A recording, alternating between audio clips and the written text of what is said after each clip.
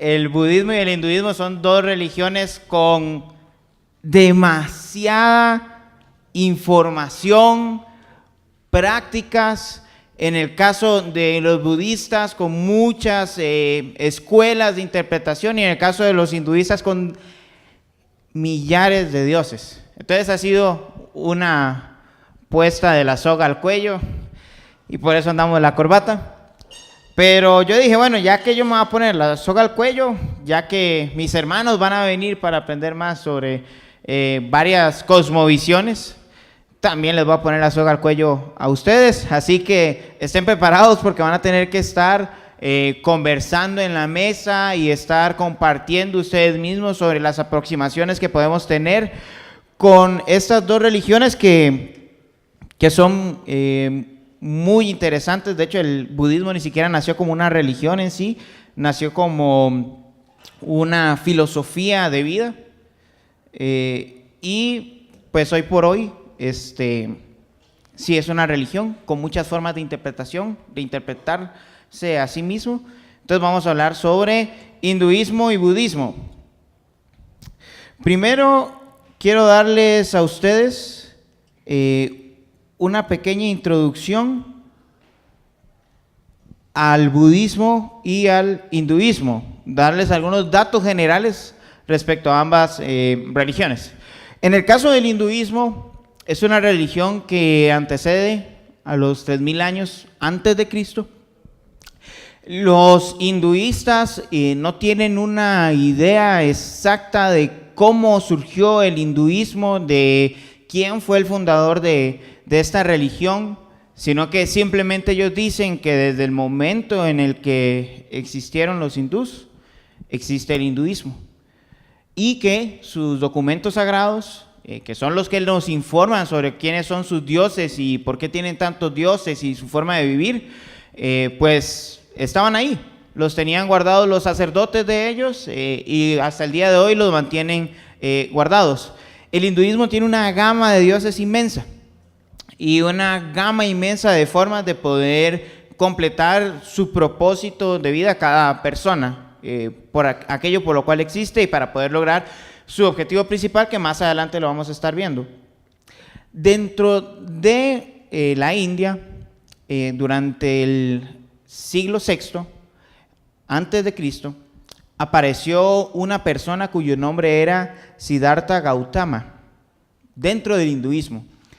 Gautama, para hacerlo más sencillo, él se supone, según la tradición, que tuvo un nacimiento milagroso, hubieron muchas señales a la hora de que él iba a nacer, e incluso a los papás le habían profetizado que él iba a ser un Buda. Buda en aquel entonces, el término simplemente significaba iluminado, no tenía el cargo o el peso que se le da hoy a ese término, y de ahí nace el budismo también, ¿no? Entonces, Gautama se había casado, había tenido una hija, y durante el tiempo en el que él estaba viviendo como una persona de la casta más alta de la India, él tuvo un sueño, una visión, en el que veía 4 personas, una a punto de morir, otra ya muerta, otra a punto de nacer y otra viva, y él quedó petrificado con la idea de la muerte, de lo que puede producir la muerte, lo que lo movió a él a apartarse de sus riquezas, su opulencia, y comenzar a vivir una vida monástica, diríamos, dentro de los términos cristianos, ¿no? Una vida apartada en pobreza, para encontrar el camino a la verdad. Y cuando él estaba viviendo en la pobreza, él tuvo una visión nuevamente, y ahí entonces él empieza a escribir y a desarrollar toda su filosofía, a ganar adeptos y a formar lo que se conoce hoy como el budismo. Desde que Gautama fundó el budismo, han habido movimientos y corrientes que se han separado y han interpretado a Buda de diferentes maneras y la forma de cumplir su propósito de vida de diferentes maneras. Hoy probablemente solo vamos a estar hablando de 2 de ellas, porque son muchas. Por ejemplo, el budismo zen es bien conocido, ¿no? Es lo primero que se nos viene a la mente. Pues no es el más grande, tal vez es el más popular, pero no es el más grande de los tipos de budismos. Este celular está un poquito loco, pero vamos a seguir. Hay algunos aspectos que queremos conocer durante este tiempo. Se los voy a presentar acá precisamente. A ver, ahí está. Nuestros aspectos a explorar. Lo que queremos ver hoy de ambas religiones es lo siguiente. Primero, ¿qué es lo que estas religiones consideran como superior? Lo que podríamos llamar como su teología. Digo solo superior porque en el budismo no todas las ramas consideran a Buda un dios. Entonces simplemente lo que consideramos superior, lo que llamaríamos nosotros nuestra teología, ¿no? Dios es Dios, es superior a todo lo existente. Entonces vamos a hablar de cómo los hinduistas ven a sus dioses como algo superior a todo lo que existe y cómo algunos grupos de budistas conocen a Buda Gautama como un ser superior, ¿no? Vamos a hablar un poco sobre la creación del mundo, su metafísica sería el término rimbombante que podríamos utilizar. Para responder a la pregunta, ¿quién me creó? ¿Qué piensa el budista y qué piensa el hinduista cuando habla de que ha sido creado? ¿Quién fue el que lo creó a él? ¿Quién fue el que creó todas las cosas que existen? Vamos a dar una definición tal vez muy general de lo que es la verdad para estos grupos y sus sagradas escrituras. El conocimiento de la verdad se llama epistemología, entonces vamos a estar hablando de qué es la verdad para este grupo. Vamos a dar además una definición o entender cómo ellos comprenden la esencia del hombre, su ontología. ¿Quién soy yo? La respuesta a esa pregunta, ¿quién soy yo, no? Y vamos a hablar sobre el propósito de la vida del hombre, que le llamarían normalmente en palabras rimbombantes teleología, que simplemente responde a la pregunta, ¿para qué estoy aquí? Estos van a ser los aspectos que vamos a explorar. Nos vamos a detener un poquito en ambos y lo que vamos a hacer es que yo les cuento un poco y ustedes me dicen cómo afrontarían el reto de hablar con una de estas personas. Estas dos religiones son religiones que aquí no se ve mucho, al menos yo una vez cuando viajé mi chofer personal de Transmetro, vi a una persona vestida de naranja y pelona. Entonces era probablemente una persona que sigue el budismo o un fan de Dragon Ball y de Krillin, no sé todavía, pero por ahí podía estar el asunto, ¿no? O era una o la otra, no estoy seguro. Y pues no hemos visto acá, ¿no? Templos hinduistas o budistas. Si alguien conoce alguno, que levante la mano. Yo personalmente no he visto ninguno, pero no están lejos. En el 2015 hice un viaje de corto plazo a Panamá. Estuve en Ciudad de Panamá y mi intención precisamente era ver la pluralidad cultural que tiene Panamá. Es inmensa. Pude visitar un par de templos budistas, unos 3, 4 hinduistas. También estuve en una mezquita y ellos mismos me estuvieron contando mucho sobre su religión. La verdad es que fue una experiencia muy enriquecedora para mí, poder ver cómo ellos ven el mundo, cómo ellos entienden estas categorías de espacio físico y espiritual. Y mucho de lo que voy a hablar acá va a ser de lo que recuerdo, de lo que ellos mismos me mencionaron. Yo pensaba que en Costa Rica no había ni budismo ni hinduismo, pero que sí, hay también 2 templos budistas dentro de Costa Rica y también fui a averiguar porque me parecía extraño, nunca había escuchado. Y precisamente fueron personas de Panamá que viajaron a Costa Rica e hicieron estos 2 templos budistas. O sea, que llegue aquí no falta mucho tiempo. Así que sería bueno estar preparado para cuando ellos lleguen eventualmente poder entablar un diálogo, que eso es lo que muchas veces no hacemos.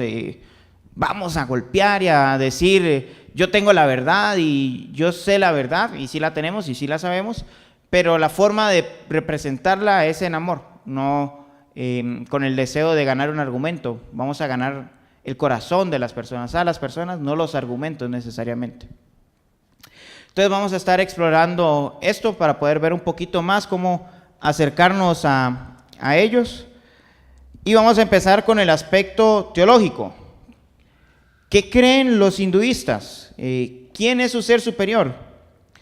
Como les dije, en el caso de los hinduistas, tenemos un grupo de dioses inmenso, miles de dioses.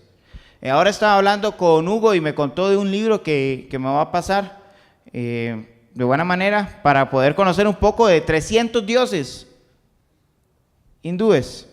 Es un libro que hicieron para colorear, para que la gente estuviera en la capacidad de poder hablar de 300 dioses. Ale, vos me podrías pasar a la siguiente diapositiva, es que aquí no está funcionando esto, definitivamente. Dentro del hinduismo hay 3 dioses principales, 3 dioses mayores. Esos dioses son Brahma, que es el Dios creador, se escribe B-R-A-H-M-A, Brahma. Está también dentro de esos dioses Shiva, que se escribe S-H-I-V-A, y Vishnu, V-I-S-H-N-U. Estos dioses no son una trinidad, no lo vayan a considerar una trinidad, son 3 dioses. La diferencia entre Trinidad y 3 dioses es que la Trinidad son 3 personas, que es un solo Dios. O sea, es un Dios. Y 3 dioses aparte, es lo que representa el hinduismo. Entonces son 2 cosas completamente diferentes. Como les mencioné, el Dios Brahma, que es uno de los más importantes, es el Dios creador. Ahora verán, cuando hablamos de un Dios creador, no es que Brahma creó el universo ya existía, ya estaba ahí, como no saben los hinduistas, sino que Brahma, de su cuerpo salieron las 4 castas de la India, los 4 pueblos principales. ¿Sí saben del sistema de castas? ¿Alguno sabe el sistema de castas que puedan levantar mano? Sí, ¿podrías decirnos un poquito respecto al sistema de castas?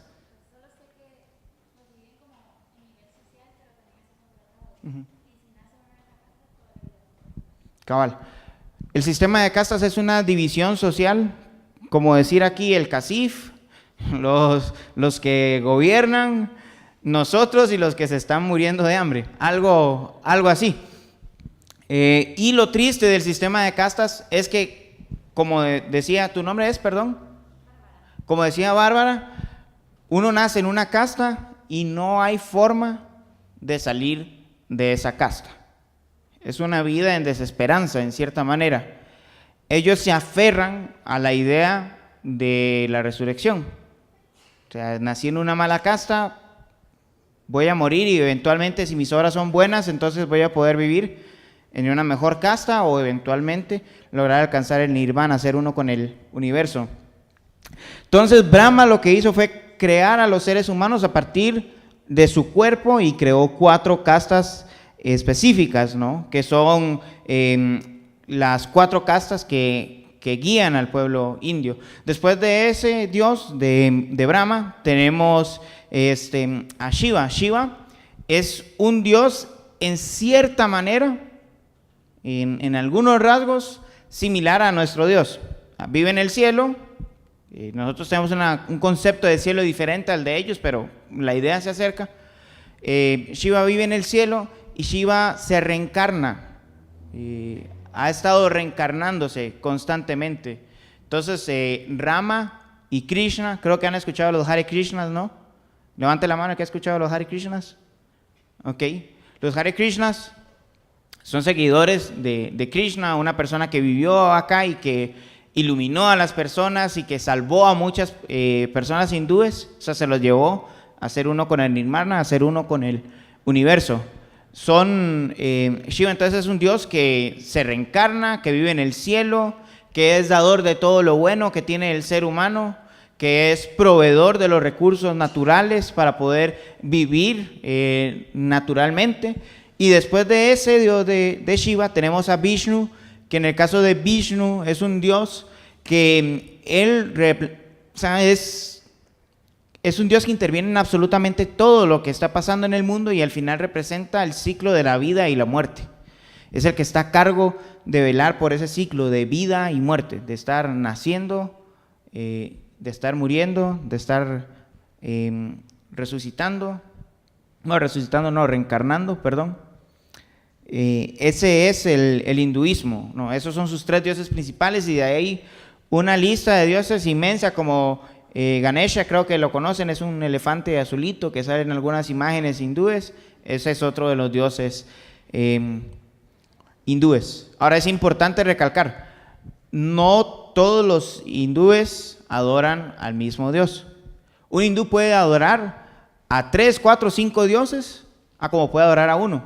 Incluso puede no adorar a ninguno y considerar simplemente que el universo, que es uno solo, existe y seremos parte del universo en algún momento, y los dioses solo son representaciones de las cosas que suceden en el universo. O sea, tenemos un dios Vishnu que representa la vida, pero no es que realmente exista, sino que simplemente está representando algo, no más.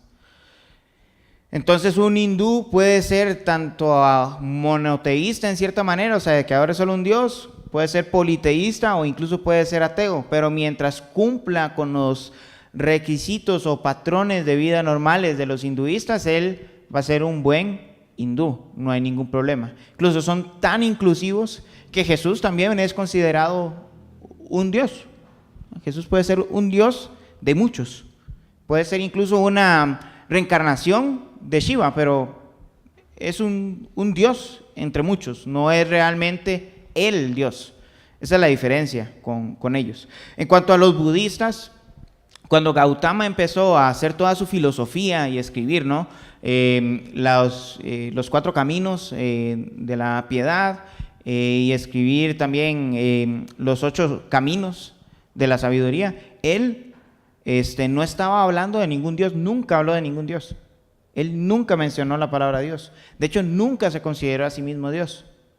Pero con el paso del tiempo, sus discípulos, en un lapso de 200 años, le dieron esta característica no solo de iluminado en el sentido de tener más conocimiento que el resto de los seres humanos, sino en deidificarlo, ¿no? Hacerlo un Dios entre muchos, ¿no? Hay algunos cristianos que le llaman a esto una budideidad, o sea, un hombre que es iluminado y que tiene en cierta manera el estado de Dios. O sea, es una divinidad, termina transformándose como en un semidios, más o menos sería el término que le calzaría bien. Y para ellos entonces, Buda, para algunos de los grupos de budistas, Buda se convierte como en un dios. Hay otros grupos que lo consideran solo una persona que conoce, que fue iluminada, que su forma de pensar es superior y que debemos seguir. Uno de los grupos budistas se llama los Mahayana. Los Mahayana consideran que Buda es un bodhisattva. Es una palabra muy difícil de pronunciar para mí todavía. Bodhisattva, así es. Los bodhisattva, como yo que soy bodhisattva, ellos, los bodhisattva, son personas que guían a los demás a la salvación, a salvar a las personas y a poder ayudarles a ascender y a unirse con el nirvana, con el todo, a dejar de reencarnar, sino simplemente ya formar parte de un todo. Ellos entonces oran y le piden a estas personas que los puedan dirigir en su diario caminar para poder dejar de reencarnar y poder unirse a toda la humanidad, a todo el universo. Entonces, como les dije, hinduistas tienen muchos dioses. La idea de ellos de un dios no necesariamente tiene que ver con un creador de todo, sino con alguien que sirve en cierta manera y en ciertas áreas a las personas. En el caso de los budistas, en general, no creen que Buda sea un dios, sino solo una persona que los está guiando, pero hay otros grupos que sí lo toman como una deidad que nos puede guiar a formar parte del universo. O sea, lo más importante al final es el universo. Están los dioses que son en cierta manera mediadores para el hombre, para que ellos puedan ascender y ser parte del universo. Sabemos que el cristianismo no piensa de esa manera. Nosotros creemos que solo hay un Dios, que se manifiesta en 3 personas, pero es un Dios, se manifiesta en 3 personas, ¿no?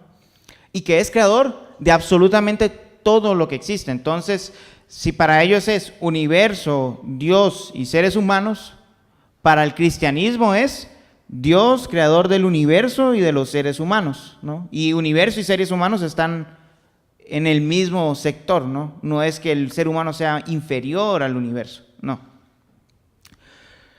Pensando en esto que les he dado, esta información, si hipotéticamente, piensen en sus mesas y conversen en sus mesas, les daré 2 minutos, si hipotéticamente aparece un hinduista o un budista frente a ustedes y empiezan a hablar del concepto de Dios, ¿cómo lo abordarían ustedes?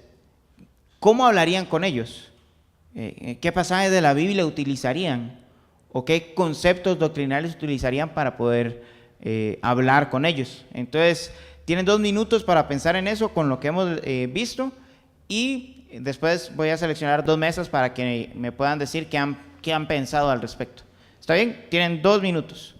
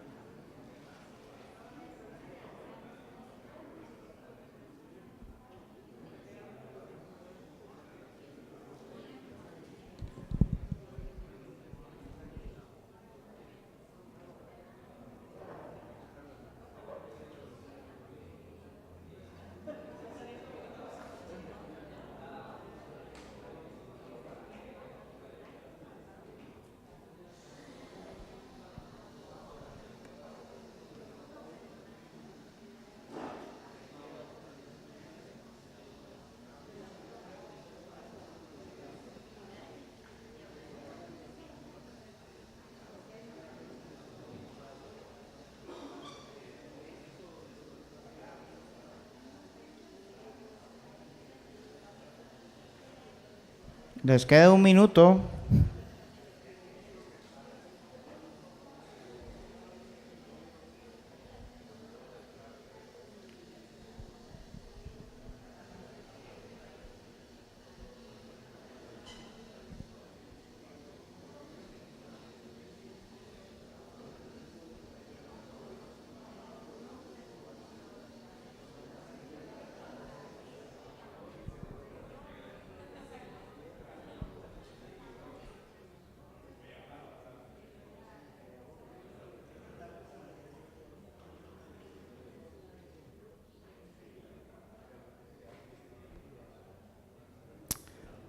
Ok, tiempo. Ahora sí, no se preocupen si su respuesta no es completa, no queremos un discurso de 5 minutos porque precisamente tenemos que ver otros 4 puntos más todavía del hinduismo y el budismo. Así que les voy a preguntar en esta mesa de acá, donde está Emanuel y David, ¿cómo abordarían ustedes a un budista o a un hinduista en cuanto al tema de su teología, de quién creen que es Dios? Los demás pongamos atención.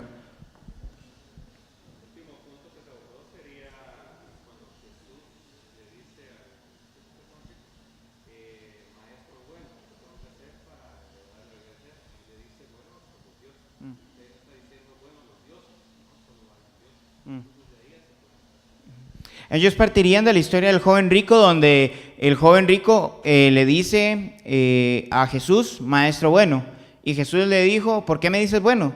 Solamente hay uno bueno y ese es Dios. O sea, Jesús está diciendo que existe un Dios, ¿no? No más. Entonces, a partir de ahí partirían para dejar de hablar de este asunto de múltiples dioses que maneja el hinduismo. Por ahí establecerían su punto de partida. Por esta mesa, no tienen respuesta todavía, no.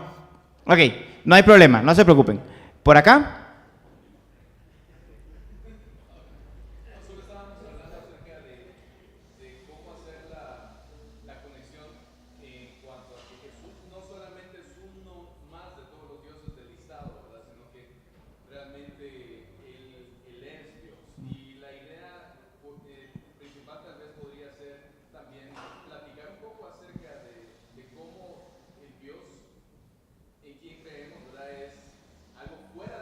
Mm. Él es el creador del universo mismo, por lo tanto no pertenece al universo de dioses del que ellos creen, ¿verdad? Sino que simplemente Él es el creador de todo. Y en cuanto, ¿no? ¿Verdad? Hablando de cómo Jesucristo es este Dios. Genial. Muchísimas gracias. En el caso de esta mesa, lo que estaba comentando era que ellos empezarían a hablar de la exclusividad de Dios como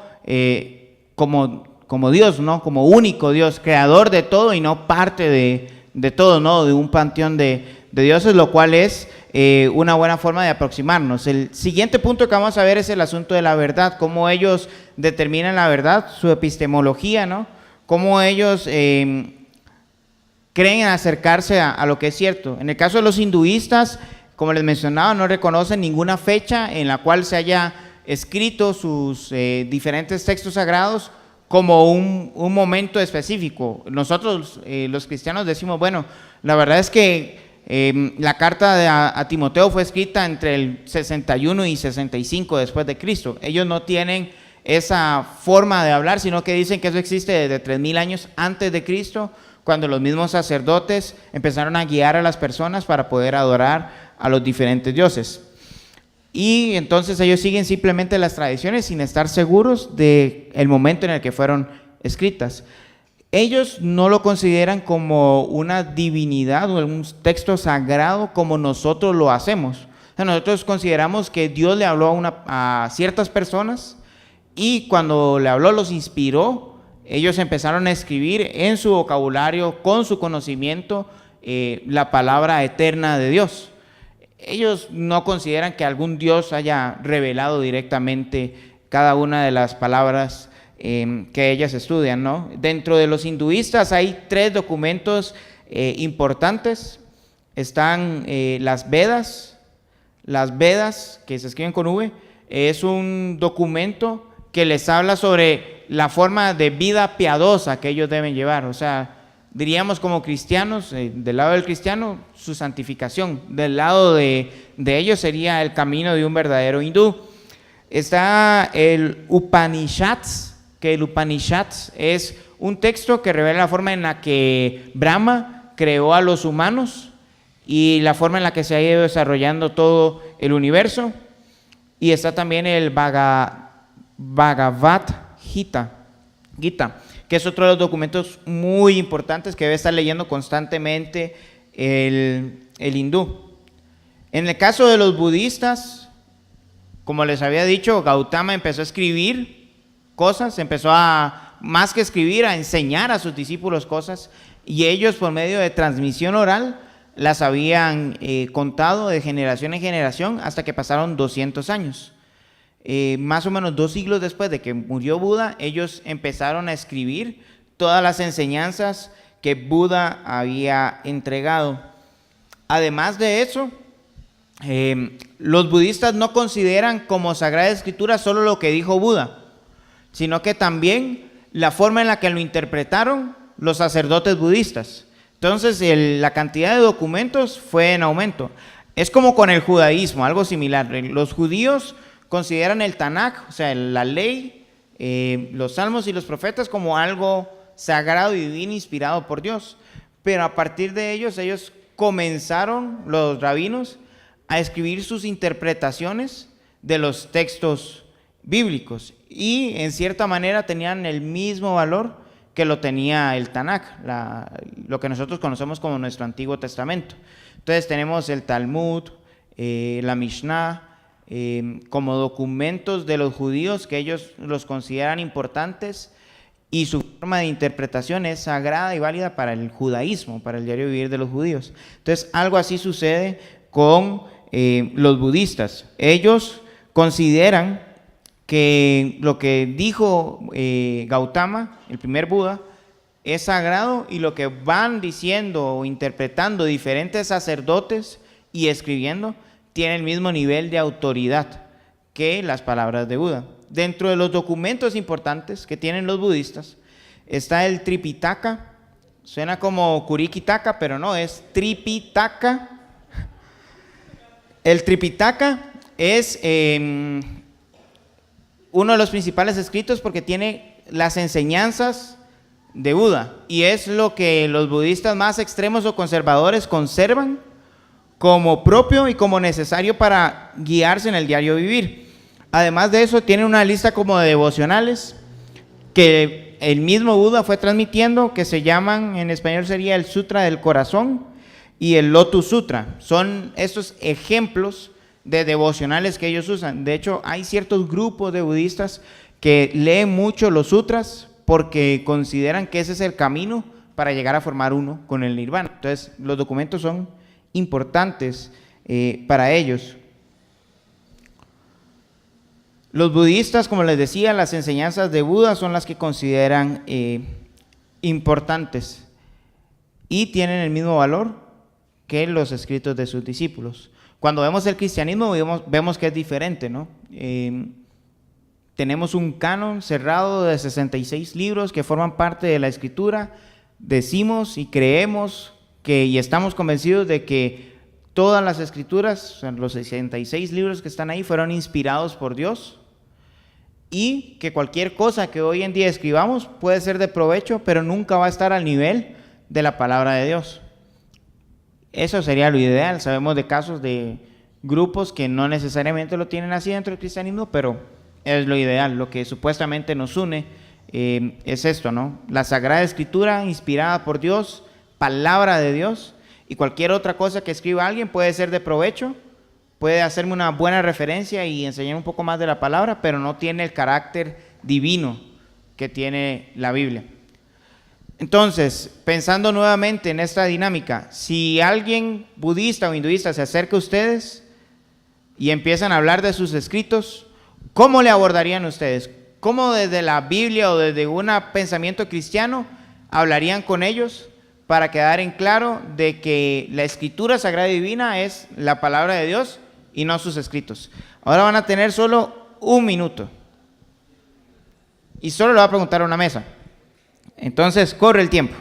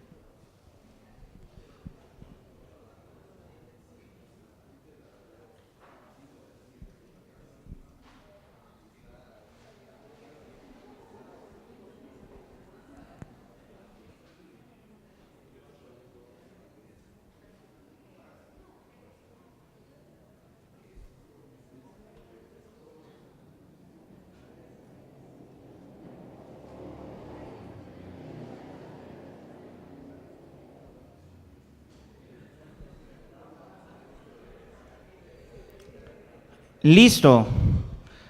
¿Alguno tiene alguna respuesta? Que levante la mano a la mesa que tiene alguna respuesta. ¿Tiene una respuesta por acá? Excelente. Cuéntenos, hermana Sandra, ¿cuál es la conclusión a la que llegaron ustedes? Y todos pongamos atención para escuchar bien.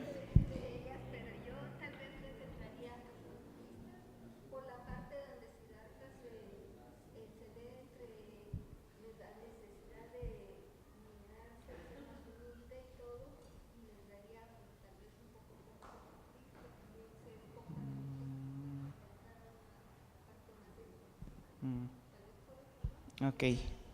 Si la hermana Sandra dice que Siddhartha Gautama, como les mencioné, él se humilló, ¿no? Dejó todas sus riquezas para poder seguir un camino y ser iluminado. Entonces, Cristo hizo ese mismo acto de humillación, pero con un sentido verdadero al final, ¿no? Su humildad y su humillación a todo el que crea en él le trae a salvación. Entonces, por ahí se podría tal vez establecer un puente para comunicarnos con él. Entonces, yo le diría incluso, eso fue bueno, pero él no era Dios, era un humano normal. Ustedes mismos han declarado que Buda, que Siddhartha Gautama, el primer Buda, era un simple humano más. Él nunca se mencionó a sí mismo como Dios. Pero Jesús sí dijo que él era el Hijo del Hombre, que se refiere en Daniel 9. Jesús mismo dijo que él era Hijo de Dios, que él era uno con el Padre. Entonces, por un lado les dirías, tienen una persona que sí trató de hacer un buen camino, pero no es suficiente. Él es un humano normal, con buenas intenciones tal vez, pero normal. Y aquí tenemos a alguien que se humilló a sí mismo, pero que es Dios, que es más que Gautama. Gautama murió y ahí quedó. Jesús vino a la tierra, se humilló, murió y resucitó. Entonces mostrar la amplitud, la gloria de Jesús, contrastándola con el humano que fue Gautama. Por ahí podría hacerse un contacto. Yo incluso le mencionaría en ninguno de los escritos, al menos de los que he leído alguna referencia o he leído tanto de hinduismo como budismo, mencionan su palabra o sus escritos como inspirados por Dios o como verdad completamente autoritativa. En cambio, la Biblia misma dice de sí misma, ¿no? Toda escritura es inspirada por Dios y útil para, viene toda la serie de requisitos o de cosas que hace la Biblia para que el hombre de Dios esté perfectamente preparado para toda buena obra. Entonces, la Biblia de sí misma sí testifica este principio. No, incluso con los hinduistas podemos decir, ustedes no tienen ni siquiera una fecha, una idea de dónde surge su historia, y eso podría hacerlo un poco comprometedor, ¿no? No tengo idea de dónde viene la fuente. En cambio, el cristiano puede decir, los hombres que escribieron fueron hombres de Dios históricos, que vivieron en un momento específico y escribieron palabras que tienen significado todavía para el mundo hoy. Ya les había mencionado un poco de la metafísica que es el siguiente tema, el origen del mundo, de los hinduistas, ¿no? O sea, el Brahma, de su cuerpo salieron las 4 castas de la India, lo cual es curioso porque no explica entonces de dónde salimos todo el resto de seres humanos. Ellos no explican cómo se creó el universo, simplemente existe. Y en el caso de los budistas hay algo más curioso. Para el budista, el universo hoy no es real. Lo que estamos viviendo no es real.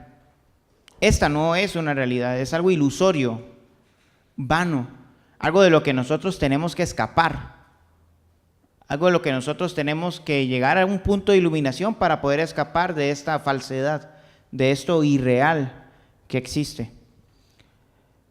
Entonces, para ellos el universo, tal y como lo conocemos, no es real, no es algo creado, es una ilusión, como un sueño del cual tenemos que escapar.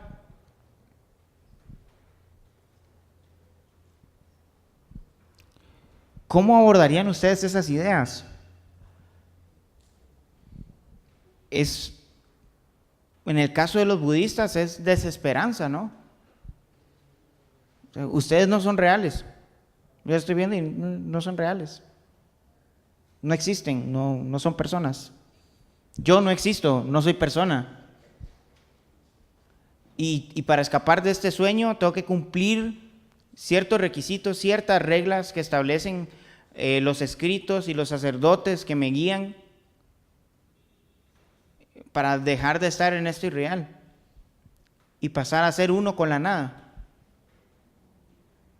O sea, la realidad para ellos al final simplemente es vanidad, vano. No es nada. Hace un tiempo estuve conversando con un amigo al respecto y él me decía, es que el cristianismo debería tener algo como el nirvana, me dice.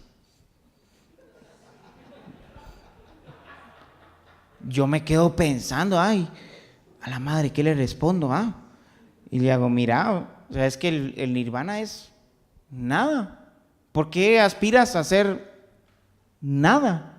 A no tener conciencia, a no tener sentidos, a no poder relacionarte, a tener una existencia que no se puede describir.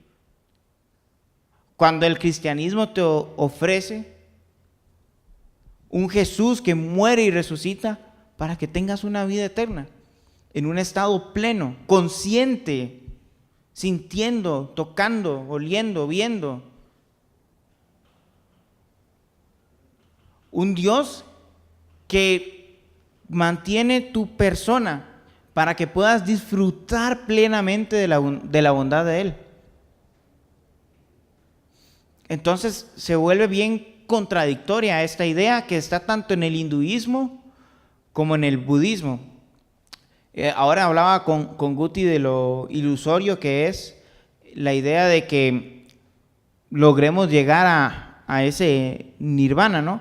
En el caso de los hinduistas, ellos piensan que si tú vives bien, vas a reencarnar a una mejor casta o eventualmente vas a tener una mejor vida, aunque no sea fuera de tu misma casta, hasta el punto en el que puedas llegar a ser uno con el universo. Y ellos piensan que los animales no tienen conciencia. Entonces, si vives una vida mala, vas a caer en una casta más baja o al final caes a una vida, a vivir como un animal. Entonces, si como animal no tienes conciencia, ¿cómo salir de esa condición de animal y volver a ser humano para poder seguir avanzando hasta llegar a la iluminación? ¿Cómo lograrlo? No puedes. Y en el caso del budismo tienes que llegar a cierta cantidad de conocimiento, tienes que desear, no desear, lo cual es contradictorio, ¿no? Para poder llegar a la iluminación. Y puedes trabajar toda tu vida en ello. Y si tienes 70 años y todavía no lo has conseguido, noticia. Si mañana mueres, toda la información que conseguiste, la pierdes. Así que vuelves a reencarnar y tienes que recopilar todo otra vez. Es como cuando ustedes, no sé si han jugado a armar una pirámide con cartas. Entonces, antes me gustaba mucho formar una pirámide con cartas de naipes. Y una vez recuerdo, llegué hasta un 5.º piso y en eso mi hermana abrió la puerta de golpe y el viento con el que abrió la puerta botó todas las cartas. Y la frustración fue tan grande, yo quería pegarle a mi hermana. Ahora imagínense estar recopilando información, viviendo una vida piadosa que cuida del ambiente, que trata de alejarse de los sentimientos como el sufrimiento, el amor, y que al final no logres ser iluminado y mueras. Eso debe ser fatal, pero más fatal que eso, si es que la expresión está bien, creo que no, es el hecho de que ellos viven vidas entregadas y devotas al cuidado de las personas, de la creación, a vivir vidas piadosas según ellos, y es una mentira. Su estado de iluminación nunca va a llegar, porque el que nos da luz de las tinieblas es Cristo. Y no tenemos que hacer nada, es un regalo. Y ellos viven cumpliendo para conseguir algo que por sus obras nunca lo van a lograr.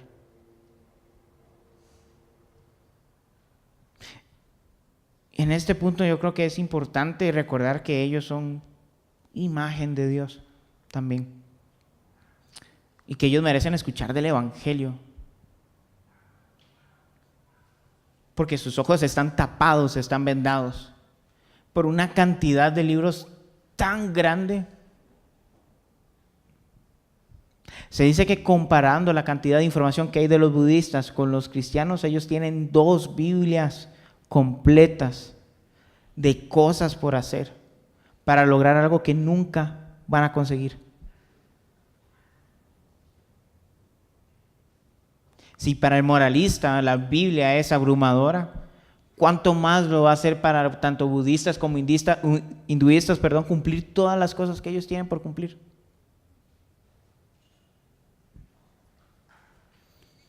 Si Dios nos da el privilegio eventualmente de tener a ese tipo de personas acá, tenemos que mostrarles nuestro amor, el amor de Dios,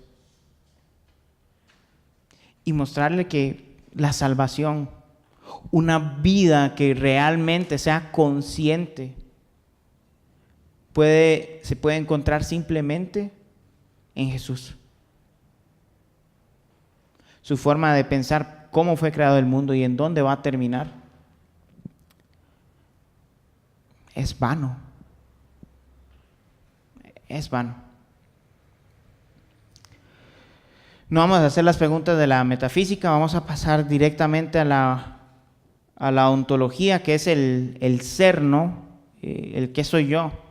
Nosotros dentro del cristianismo diríamos, somos primero creación de Dios, imagen de Dios, tenemos un cuerpo, tenemos alma, y sabemos que en Cristo vamos a vivir eternamente con Dios, y que sin Cristo viviremos una vida eternamente desfavorecida en el infierno, ¿no?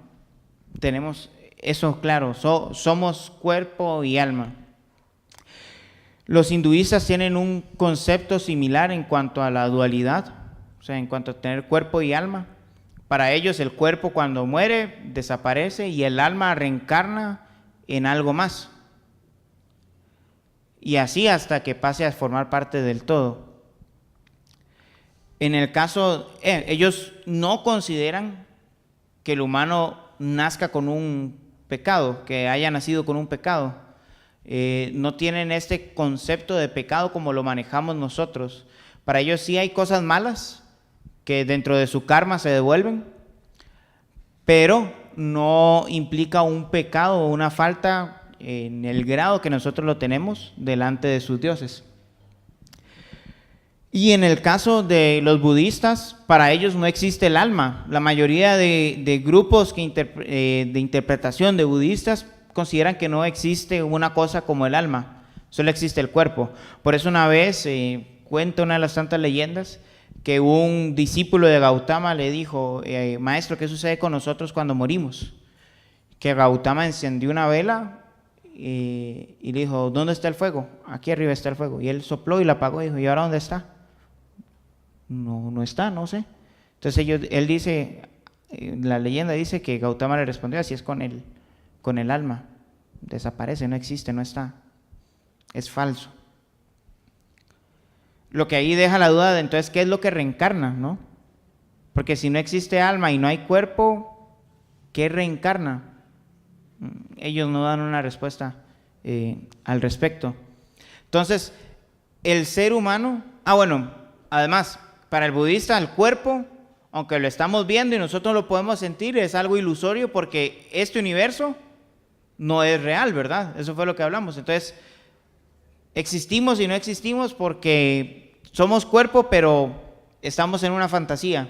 Sí me doy a entender lo complicado que es el para nosotros poder crear un puente de comunicación entre esas ideas y lo que el cristianismo cree. Se vuelve un poco más complicado, ¿no?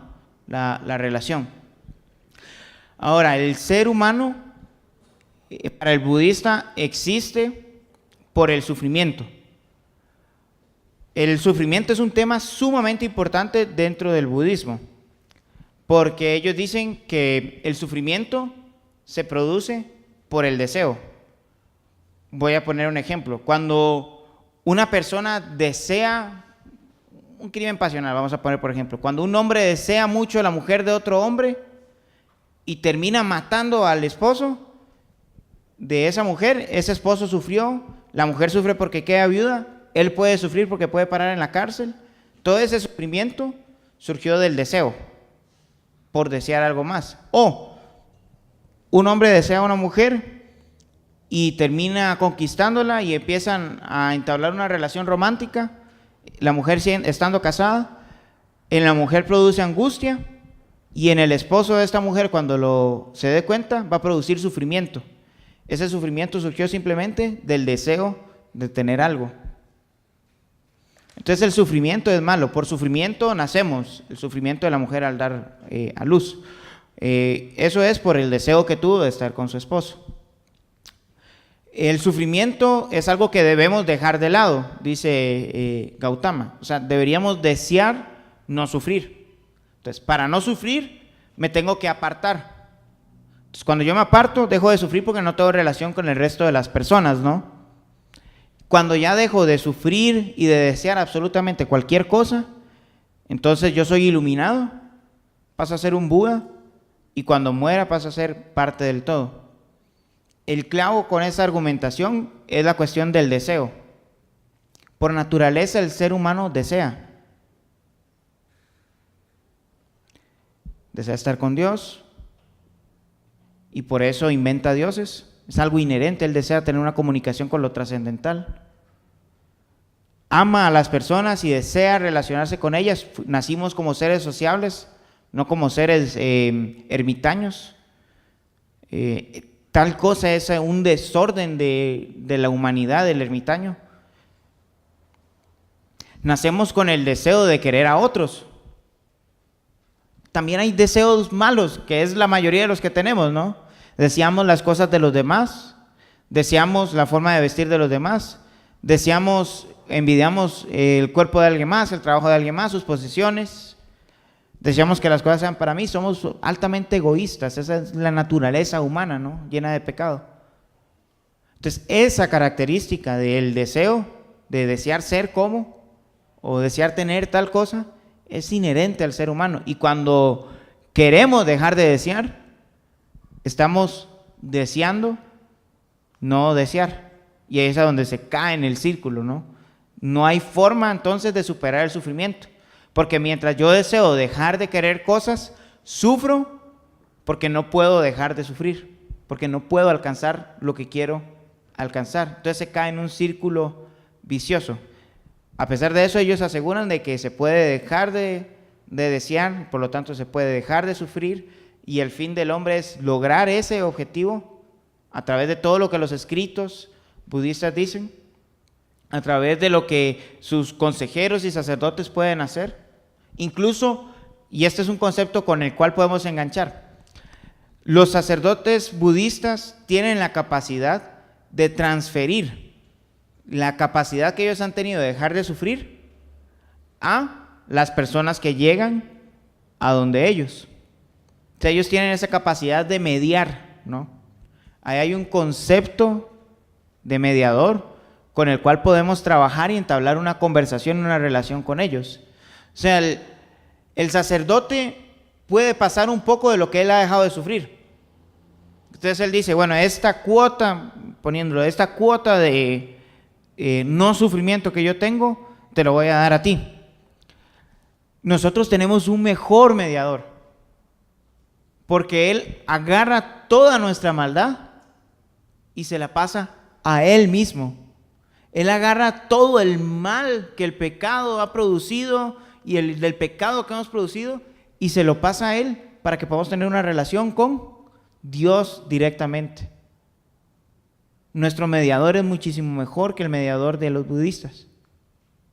Y por ahí podemos entablar un puente de conversación y mostrarles que hay una esperanza mayor a la que ellos están aspirando, una esperanza real en un mundo real, por una persona real, que nos lleva a vivir una vida real y eterna con un Dios verdadero, no con la nada.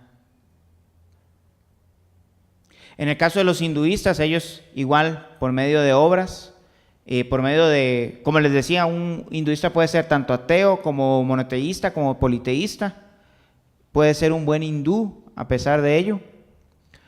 En el caso de los hinduistas, ellos cumplen con 9 caminos, es lo que le llaman, para poder llegar a ser uno con el universo.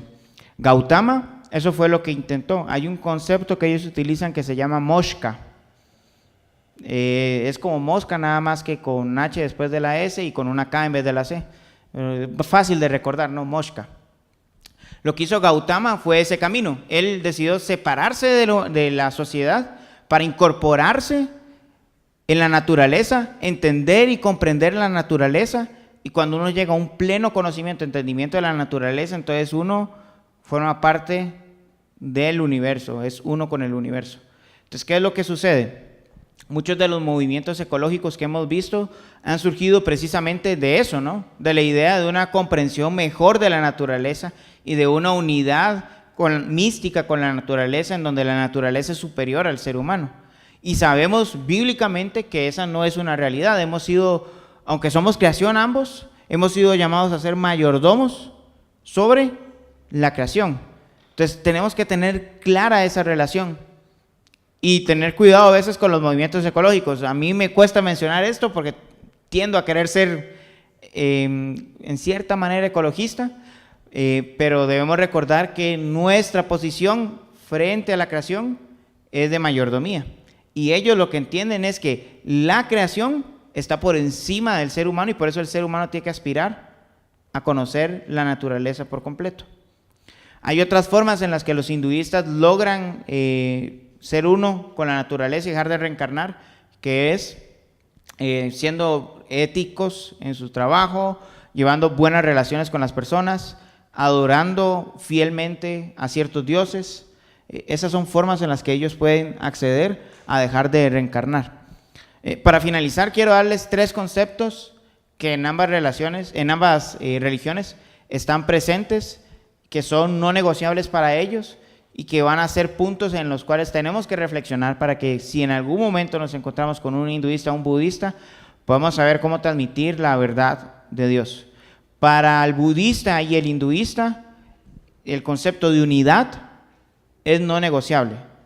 Cuando hablan de unidad, es como les decía, el universo es un todo y nosotros podemos llegar a formar parte de ese todo. Entonces, este concepto de unidad, de que nada es todo, todo es todo, está presente en ambas cosmovisiones, la unidad. El segundo punto que ellos tienen como no negociable es la reencarnación.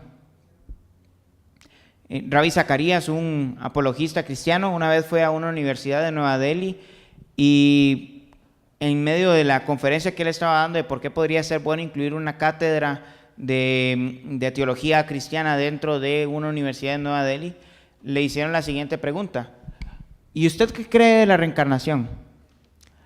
La pregunta fue deshonesta, porque lo que ellos estaban haciendo era, sabían que era cristiano, entonces estaban tratando de hacer un boicot a todas sus ideas, porque en el momento en el que él dijera que no creía en la reencarnación, ya nadie lo iba a querer escuchar, se acabó el conversatorio.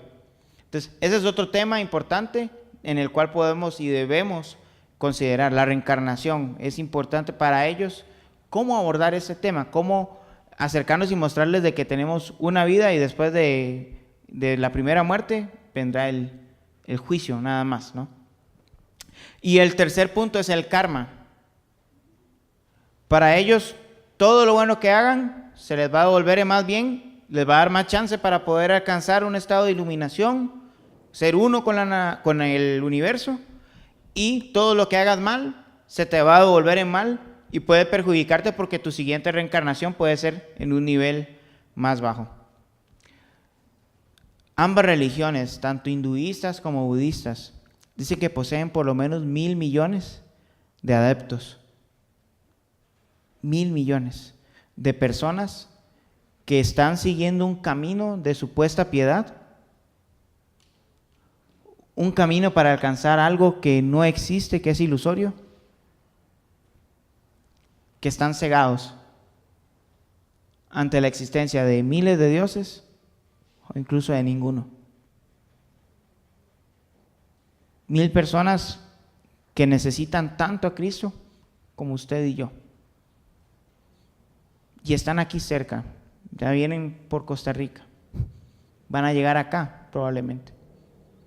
Y debemos estar listos para poder en amor mostrar las verdades del Evangelio y que ellos puedan entender el sentido de vida verdadero que existe en Cristo Jesús. 1.000 millones de personas que hoy necesitan escuchar de Cristo.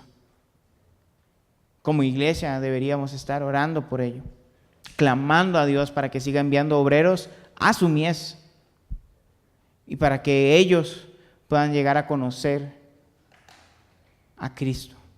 y la belleza que hay en Él y el sentido de vida que nos da Él.